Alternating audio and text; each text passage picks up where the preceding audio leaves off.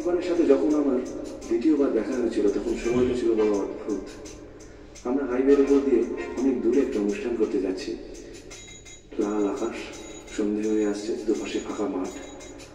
আমরা চা খাবো বলে গাড়িটা দাঁড় করিয়েছি একটা বিচ্ছিন্ন দ্বীপের মতো চায়ের দোকানে। এমন সময় দেখতে পেলাম লাল আকাশকে পেছনে রেখে একটা ছেলে মাঠ পার হয়ে আমার দিকে এগিয়ে আসছে। আমার সামনে এসে দাঁড়িয়ে বলো, চিনতে পারছিস? বললাম না। বলো, ভালো করে দেখ।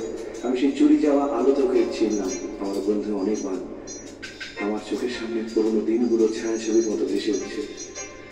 আমি খুব প্রশ্ন করলাম, অনেকবার তুই এখানে? ও বলল, তাই তো কথা ছিল বন্ধু, আমাদের তো এখানেই থাকার কথা ছিল। আমার পায়ের নিচে থেকে মাটি সরে যাচ্ছে। আমি খুব বোকার মতো প্রশ্ন করলাম, আমি এবার কি করছিস এখন? ও বলল, যা কথা ছিল বন্ধু, মানুষের মাঝখানেই আছি। আমি দাঁড়িয়ে থাকতে পারছি না, একটা অপরাধ বোধ আমাকে গ্রাস করছে।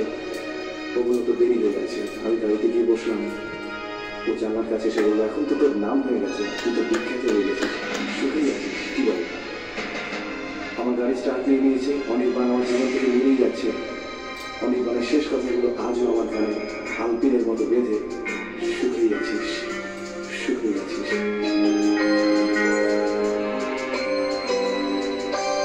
দেখে যা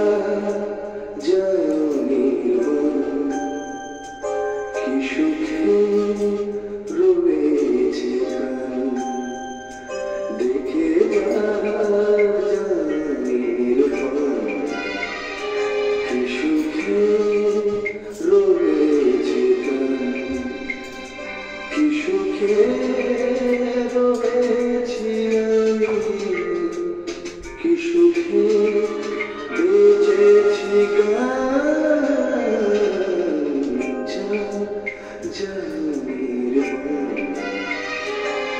সুখে রয়েছে।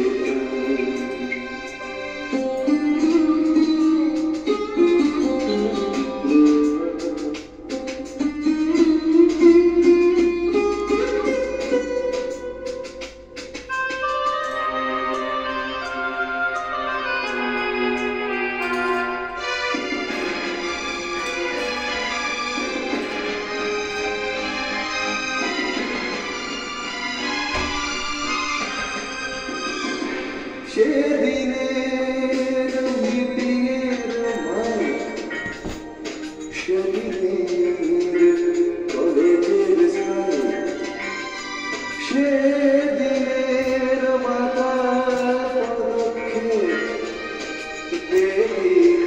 সিদ্ধান্তের আক্ষেপ, আজকে মাপা পদচারণ সেদিনের